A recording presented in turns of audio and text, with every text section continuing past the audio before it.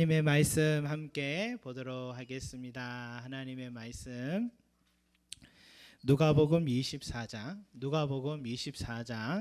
1절에서 12절까지 말씀입니다. 누가복음 24장 1절에서 12절 말씀입니다.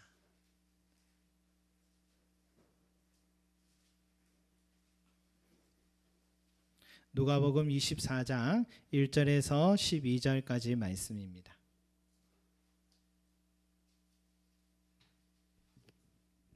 차이신 줄 알고 제가 한 절, 여러분 한 절 서로 교독하도록 하겠습니다.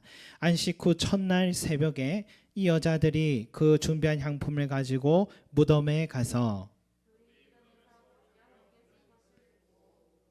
들어가니 주 예수의 시체가 보이지 아니하더라.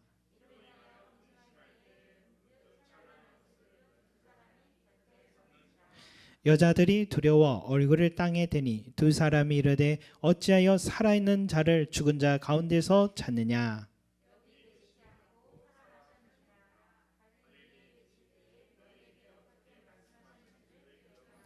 이르시기를 인자가 죄인의 손에 넘겨져 십자가에 못 박히고 제3일에 다시 살아나야 하리라 하셨느니라 한데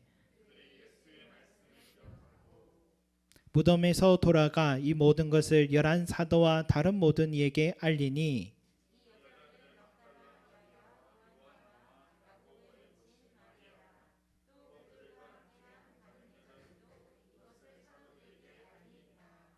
사도들은 그들의 말이 허탄한 듯이 들려 믿지 아니하나 베드로는 일어나 무덤에 달려가서 구부려 들여다보니 세마포만 보이는지라 그 된 일에 놀랍게 여기며 집으로 돌아가니라. 아멘. 여러분, 우리가 지난 한 주는 고난주간으로 예수님의 고난과 또 죽음을 묵상하는 시간을 보냈습니다. 매일 아침마다 카톡 소리에 또 평소보다는 아침 30분씩은 다 일찍 더 일어나게 되셨을 것 같아요. 수고 많으셨을 것 같습니다. 평소 생활과 달랐게 고단하셨을 것 같은데 그러나 또 이 한 주간 또 고난주간을 맞아서 주님께 정한 시간으로 또 올려드릴 수 있다는 것도 뜻깊은 시간이고 경험이 아닌가 하는 생각이 듭니다.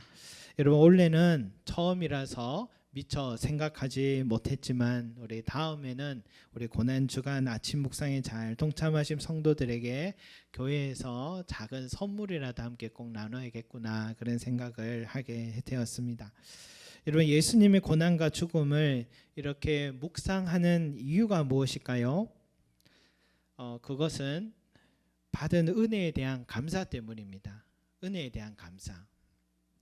우리 한때 코로나 팬데믹으로 전 세계 우왕좌왕할 때 우리 한국에서 마스크가 막 생산되고 이 마스크를 해외에서는 구할 길이 없어서 한국의 마스크를 또 구하고 했던 그런 시절이 있었잖아요.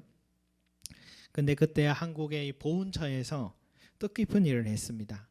해외에서 유엔군 소속으로 6.25 전쟁 때 참전했던 전역 군인들에게 그분들의 또 생존하신 그 가정들에게 그 감사의 편지와 마스크를 전달해 드렸죠.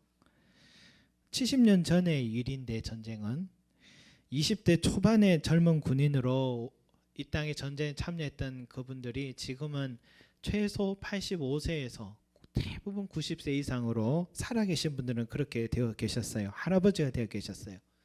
그래서 참전했던 그 한 할아버지가 그 선물을 받으실 때 이렇게 말합니다. 한국이 아직도 우리에 대해 생각하고 있다는 것이 얼마나 멋진 영광인가. 또 한 할아버지는 편지를 읽으려고 자리에 앉았을 때 눈물이 났다라는 인터뷰를 하신 걸 보았습니다. 이 기사 댓글에 이런 말이 있었어요. 아마 그 나라 사람이었던 것 같은데 단순하지만 깊은 의미가 있는 일. 한국의 사려 깊은 기억은 감동적인 보답입니다. 기억해줘서 고맙습니다. 라고 했습니다. 그들은 생명을 바쳐서 한국전에 참전했지만 우리는 얼마 되지 않는 그 마스크로도 그들에게 기쁨과 감동을 줄 수 있다라는 것은 은혜를 기억해 주었기 때문인 것 같습니다. 여러분, 고난주간 이것은 기억의 보답입니다. 주님께서 나를 위해 자기 생명도 아끼지 않으셨는데 솔직히 우리가 무엇으로 드릴 수 있겠습니까? 우리가 해드릴 수 있는 것은 기억입니다. 기억. 오늘 이제 좀 있으면 또 성찬식도 하는데 이런 성찬식의 뜻이 뭡니까? 그것은 기억입니다. 최후의 만찬 때 주님께서 성찬식의 기원이 그때 있잖아요. 떡을 떼시면서 이건 내 몸이라. 또 잔에 포도주를 담아서 그걸 마시게 하면서 이것은 내 피라고 하면서 하신 말씀 뭐예요? 나를 기념하라. 나를 기억하라 라고 하셨습니다. 그러니까 성찬식의 뜻은 주님께서 나를 위해 자기의 몸과 피를 흘리시고 희생하신 그 사랑, 그 은혜를 기념하고 기억하라 라고 하신 말씀인 것입니다. 여러분, 그 주님은 우리에게 다른 거 바라지 않습니다. 그저 기억해 주기를 바란다라는 것밖에 없습니다. 여러분, 주님의 고난과 죽음을 기억하는 것, 이것은 나를 사랑하신 은혜에 대한 보답이고 동시에 지금도 나를 사랑하신다는 오늘의 은혜를 약속받는 일이고 또 장래에는 육신을 벗어나는 그날에도 영원히 사랑하신다는 구원의 확신을 간직하는 바로 그런 기념의 일인 것입니다. 여러분, 그러니 주님의 고난과 죽으심을 기억하는 것이 내 삶에 얼마나 큰 은혜인지 모르겠습니다. 여러분, 오늘은 부활의 아침입니다. 고난받고 죽으신 예수님께서 3일 만에 다시 살아나신 그 아침입니다. 그런데요, 이 부활의 신앙도 어떤 사람이 가질 수 있느냐? 그것도 기억하는 자만이 가질 수 있는 신앙인 것입니다. 오늘 말씀을 한번 보면요, 예수님의 죽으심과 장례를 치르신 그 무덤의 장소를 끝까지 확인한 세 여인들이 나옵니다. 그 여인들이 안식일 다음 날 새벽에 향유를 그 시신에 부어 드리기 위해 무덤에 찾아왔습니다. 그런데 무덤 문이 열려 있고 예수님의 시신은 온데간데 사라져 버렸습니다. 사랑하는 사람이 죽은 것도 슬픈데 그 더 슬픈 것은 그 시신조차도 확인할 수 없다는 것은 너무나도 끔찍한 일이죠. 주님을 사랑한 그 여인들은 이제 눈앞이 캄캄해서 4절에 보니까 근심하였다고 했습니다. 예수님의 죽으심도 막아드리지 못했는데 그 시신조차도 지켜드리지 못한 이 죄책감에 사로잡혀 있습니다. 그래서 누가 이 무덤을 도굴 했는지, 도굴해서 시신을 어디다 방치했는지 몰라서 당황을 하고 있어요. 그들은 예수님이 부활했다는 사실은 상상도 하지 않았습니다. 그런데 두 천사가 그 자리에 나타나서 이렇게 말합니다. 5절에 보니까 어찌하여 살아있는 자를 죽은 자 가운데서 찾느냐? 어찌하여 라고 했습니다. 이것은 꾸지람의 말이죠. 여인들은 천사가 나타난 것도 놀라서 땅에 엎드렸는데 그 꾸지람의 말은 더 당황스럽습니다. 살아있는 자를 죽은 자 가운데서 찾는다고 지금 꾸짖고 있는 거예요. 분명히 여인들은 십자가에서 죽으시고 무덤에 안치하는 것까지 확인했던 여인들입니다. 여러분, 그런데 그들에게 왜 죽은 자 가운데서 예수를 찾냐고 꾸짖고 있다면 여인들이 이상합니까? 이 천사가 이상합니까? 분명히 예수님은 죽으셨어요. 다른 제자들이야 다 도망가서 못 봐서 뭐라 말할 자격이 없지만 이 여인들은 분명히 예수님을 죽임을 목격한 증인들입니다. 한 사람이면 목격자를 믿을 수 없지만 세 사람이나 똑같은 목격자입니다. 그런데 두 천사는 6절에 여기 계시지 않고 살아나셨느니라 라고 하셨습니다. 믿을 수 없는 말이에요. 여러분, 그저 우리가 상식을 가졌다면 죽은 자가 다시 살아나는 것은 믿을 수 없는 말이에요. 그 여인들만 그런 게 아닙니다. 이 여인들이 천사 말에 듣고 이 제자들 11 제자들에게 찾아가서 예수님이 다시 살아나셨다라고 하니까 제자들이 허탄한 소리로 들었다 했잖아요. 한마디로 정신 나간 소리 한다고 그렇게 말한 거예요. 11절의 사도들은 그들의 말이 허탄한 듯이 들려 믿지 아니하나라고 했습니다. 여러분, 여제자들뿐만 아니라 사도직을 받은 제자들도 주님의 부활을 믿지 않았다는 사실을, 그 사실에 위로를 얻으시기 바랍니다. 예수님의 부활이 아직도 믿어지지 않는 분들이 계시면 나는 왜 이렇게 믿음이 없을까 자책하지 마십시오. 제자들도 믿지 못했습니다. 주위에 아직도 부활이 믿겨지지 않아 갈등하는 형제 자매 신자들이 있으면 그들을 판단하지 마십시오. 제자들도 의심했고 부활했다는 말을 듣고 정신 나간 소리라고 했습니다. 왜냐하면 자연 순리에 어긋나는 일이니까요. 그러나 여러분, 비현실적인 사건이라고 내 두 눈으로 확인하지 못했다고 부활은 비역사적인 사건이라고 단정 짓지도 마시기 바랍니다. 오히려 이렇게 부활을 믿지 않는 이 제자들의 태도는 부활의 역사성을 역설적으로 또 증언해주는 작가 누가의 의도가 있는 것입니다. 왜냐하면 그렇게 의심하던 그 제자들이 이후에는 가장 열정적인 부활의 증인들로 바뀌었기 때문입니다. 여러분, 누가복음 오늘 우리가 보고 있는 24장 마지막 장인데 24장은 여기에는 부활하신 예수님의 활동이 여기저기 다른 복음서보다 더 많이 나와요. 그리고 부활을 믿지 않던 제자들이 서서히 부활을 인정하는 모습으로 바뀌어가고 나중에는 부활의 증인이 되라는 주님 사명까지 받았습니다. 누가복음을 드라마로 말하면 시즌 1입니다. 시즌 1이고 사도행전은 작가 누가가 쓴 시즌 2입니다. 여러분, 부활을 의심하던 그 제자들이, 시즌 1에서는 부활을 의심하던 그 제자들이 이제 사도행전에 가면은 부활의 증인으로 돌변되어 있어요. 예수님의 십자가 처형으로 몰아간 그 악랄한 공회원들이 이 제자들이 가만히 두겠습니까? 이들을 잡아와가지고 때리고 협박하고 가두면서 이렇게 말합니다. 다시는 예수의 부활을 증거하지 말라라고 위협을 가했습니다. 그러면은 전에는 예수님이 잡혀간 것만으로 도망갔던 그 제자들이라면 이제는 쥐죽은데 살아야겠지 했을 텐데 제자들의 열정이 식을 줄을 모릅니다. 제자들이 공개적인 처형을 당하기 시작하고 더 많은 부활의 증인들이 나타나기 시작하고 순교의 피가 흘러내리기 시작하는데 예수의 부활 소식을 도저히 막을 수가 없는 상황으로 사도행전에 가면 바뀌게 됩니다. 여러분, 만약 부활이 만들어낸 사람의 지어낸 이야기였다면 이런 증인들의 열정은 지속될 수가 없습니다. 반대의 증언이 나오기 시작하면 그 열정은 식어버리기 마련이잖아요.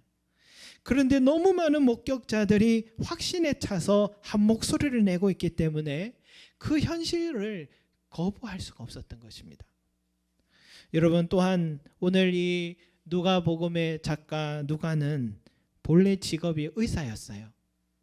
여러분, 의사만큼 과학적 사고를 하는 사람이 없잖아요. 과학적 사고가 뭡니까? 보여지는 것만 인정하는 거예요. 의사들은 없는 이야기 하지 않습니다. 철저한 데이터에 의지해서 말합니다.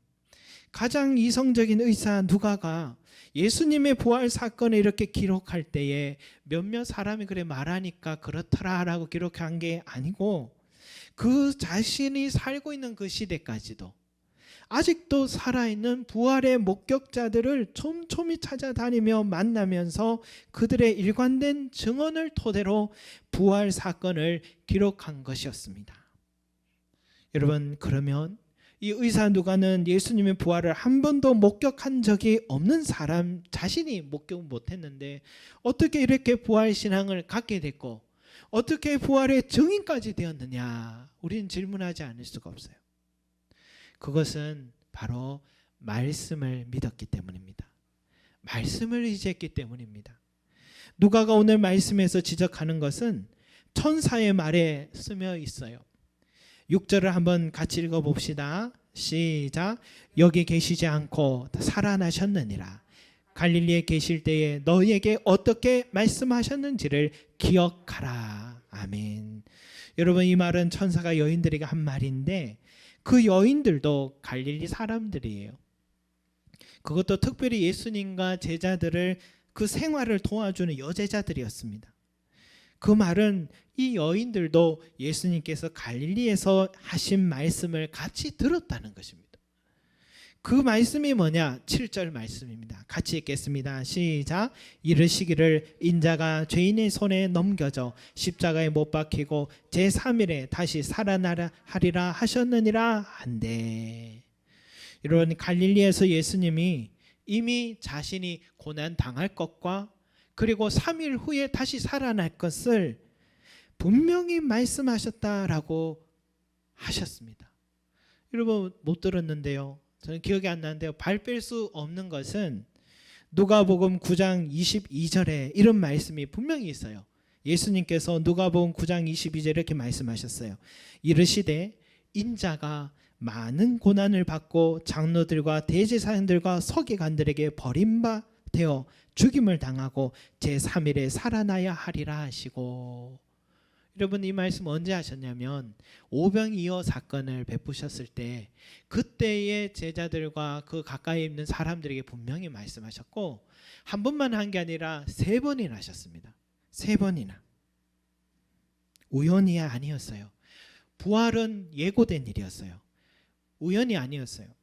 여인들이, 제자들이 예수님의 부활을 전혀 생각하지도 상상하지도 못하고 빈 무덤과 그 속에 세마포를 보고서 당황하고 의심한 근본적인 이유는 그 부활이 전혀 뜻밖의 일어난 우연이기 때문에, 비현실적이기 때문에가 아니고 3번이나 하신 예수님의 말씀을 기억하지 못한 데 있었던 것입니다. 누가도 보지 못했지만 그도 예수님의 부활을 믿을 수 있는 것은 일관된 예수님의 약속의 말씀 때문이었습니다.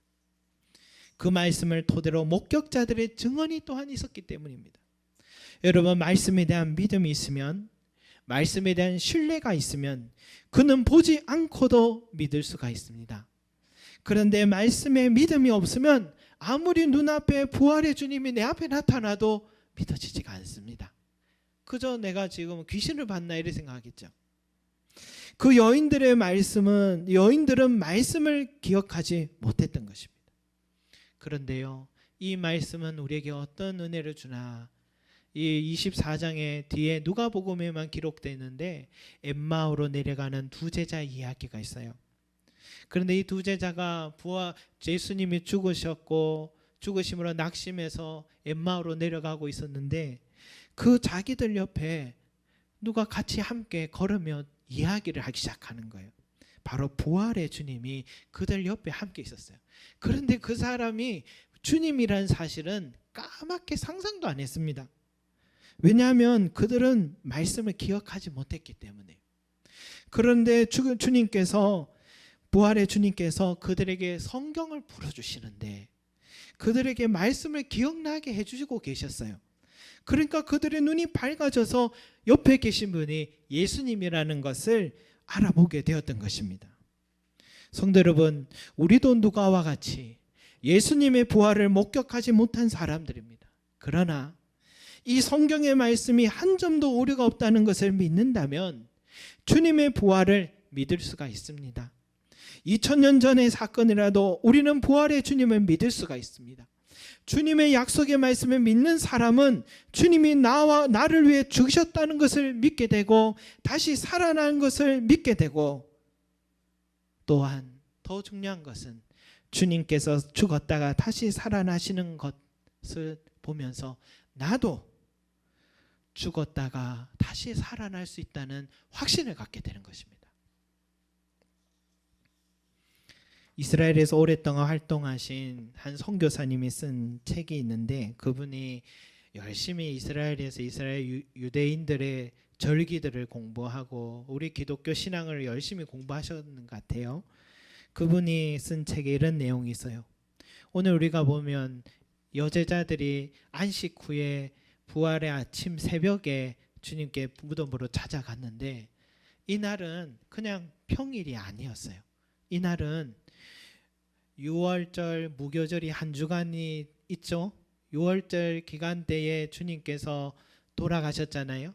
돌아가신 그 안식일 다음 날 아침이에요. 이 날이 무슨 날이냐면 유대인들에겐 중요한 절기 초실절이라는 절기랍니다.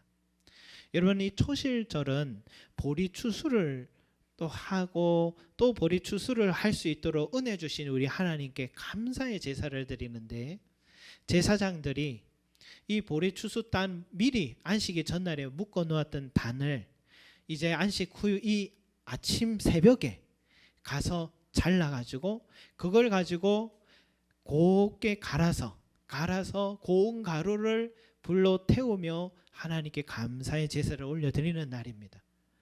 그리고 그 제사를 올려드린 후부터는 예루살렘의 장이 열리기 시작하는 거예요.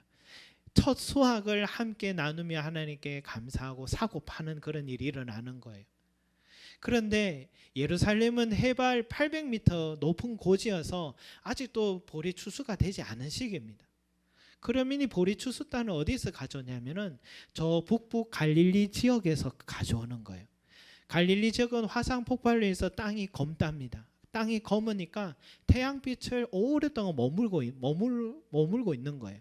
그러니까 거기에는 제일 먼저 이스라엘에서는 보리단 추수가 나오는 거죠. 그걸 잘라서 이까지 가져와서 예루살렘 제사를 올려드리는데 바로 이 사건과 연관이 있는 거예요. 예수님께서 부활의 첫 열매다라고 하실 때, 예수님께서 부활의 첫 열매라, 그 초실절에 예수님께서 부활하신 것입니다. 첫 보리단이 베어지고 들일치는 그때가 예수님이 부활하신 것입니다. 그래서 고린도전서 15장 20절 말씀에 그러나 이제 그리스도께서 죽은 자 가운데서 다시 살아나사 잠자는 자들의 첫 열매가 되셨느니라 라고 합니다. 이스라엘 사람들은 그 갈릴리에서 첫 보리단을 보고 이렇게 생각해요. 아, 저게 갈릴리 북부 지역에 제일 먼저 벌써 보리 첫 열매가 나왔으니까 이제 전역에 보리가 다 추수가 열릴 것이라는 기대를 갖게 되는 것입니다. 마찬가지로 이 부활의 첫 열매라고 지금 바울이 표현하는 목적이 있어요. 바로 예수님께서 부활하신 것이 바로 첫 열매와 같이 그에게 속한 모든 그리스도인들도 주님과 같이 다 부활하게 될 것이라는 이 소망을 가져도 된다라는 약속의 말씀으로 가르쳐 주었던 것입니다. 여러분, 내가 죽어도 다시 살아날 수 있다는 이 부활의 신앙이 바로 우리에게도 주어졌습니다. 여러분, 내가 죽었다고 끝이 아니라, 이 삶이 끝이 아니라 다시 살아날 수 있는 자가 부활의 몸으로 주님과 같이 된다는 사람을 세상 그 누가 감당할 수 있겠습니까? 이 모든 것은 주님의 약속의 말씀인 이 성경책을 온전히 믿는 자에게만 주어지는 축복인 것입니다. 사랑하는 성도 여러분, 말씀에 있습니다. 이 성경 말씀을 가까이 하고 믿는 사람만이 믿음을 가질 수가 있습니다. 이 말씀을 기억하는 사람만이 부활의 신앙을 가질 수가 있습니다. 그러니 여러분, 여기저기 신령한 능력이 있다고 하면서 체험적인 신앙을 쫓아다니는 사람은 결국은 이 믿음이 약해져서 넘어지는데, 그러나 말씀으로 달 다져진 신자들은 그 뿌리가 깊이 내려져서 그 믿음이 흔들리지 않고 오늘 엠마오로 내려가던 두 제자들처럼 두 눈이 밝아져서 자기 옆에 자기들만 가는 게 아니라 부활의 주님이 함께 동행하신다는 것 또한 확신하게 되고, 또 말씀으로 세워지신 신자들은 매일매일 순간마다 부활의 주님이 나와 함께 하신다는 목격을 하게 되는 것입니다. 더불어서 이 세상살이에 때론 지치고 고난하다는 생각이 들고 낙심이 찾아오고, 그러나 그런 순간이 찾아오다 할지라도 여기가 끝이 아니고 여기는 나그네와 같은 여정에 불과하고 나도 언젠가는 주님과 같이 부활의 몸으로 다시 살아날 것이며 영원한 하나님의 나라에서 영화를 누리게 될 것이라는 확신을 갖게 되는 소망을 가지는 삶으로 변하게 될 것입니다. 이제 곧 제자 훈련이 이제 우리도 다시 또 시작합니다. 그 순간 또한 성경이 풀어지는 시간이며 말씀을 기억하는 시간들입니다. 여러분, 또 이처럼 말씀을 풀어주는 이 예배의 자리, 성경 공부의 자리를 항상 사모하는 저와 여러분 되시기 바랍니다. 매일 또한 말씀을 읽고 하루를 시작하시기 바랍니다. 내 마음에 심겨진 그 말씀을 기억하며 매일마다 살아가신다면 그 말씀대로 주님의 부활의 주님이 나와 동행하여 주시고 도와주시는 은혜를 날마다 체험하게 될 것입니다. 또한 더불어 나도 부활의 영광을 얻게 될 것을 믿으며 소망을 갖고 담대하게 이 세상을 끝까지 달려가게 될 것입니다. 여러분, 오늘 천사가 너희에게 어떻게 말씀하셨는지를 기억하라 라는 이 음성이 나의 음성임을 믿고 우리도 주님의 말씀을 기억하는 저와 여러분들이 되시기를 간절히 소망합니다. 기도하겠습니다. 사랑과 은혜가 많으신 우리 아버지여, 부활의 그 첫 예배가 되어 주셔서 우리에게도 생명 주신다는 사실, 주님과 같이 우리도 부활할 수 있다는 이 확신을 갖게 해주심을 감사드립니다. 우리가 인생을 걸어갈 때 여기가 끝인가, 이제는 나는 소망이 없다고 좌절하고 넘어져 있는 우리들이지만, 그러나 이 부활의 소망이 있어서 다시 한번 그 소망 갖고 부여잡고 달려갈 수 있는 은혜 주신 줄 믿습니다. 말씀을 기억하는 자에게만 눈을 뜰 수 있으며, 말씀을 기억하는 자에게만 주님이 나와 동행하여 주시며, 말씀을 기억하는 자에게만 부활의 소망을 가질 줄로 믿습니다. 이 누가와 같이 말씀을 기억하는 자 되게 하여 주셔서 우리도 주님의 말씀을 사모하는 자 되게 하시고, 다시 한번 이 말씀 부여잡고 주님의 은혜를 구하며 부활의 주님과 살아계신 주님과 동행하고 승리하는 우리 귀한 성도들이 될 수 있게 도와주시옵소서. 주여, 이번 주부터 또 아버지 하나님 우리 주중에 다시 말씀을 기억하고 말씀을 풀어주시는 성령의 역사를 기대합니다. 주여, 우리의 가슴을 뜨겁게 하여 주시고 우리의 눈을 뜨게 하여 주시고 승리하는 성도들의 삶들이 될 수 있도록 역사하여 주시옵소서. 감사드리며 예수 그리스도 이름으로 기도드립니다. 아멘.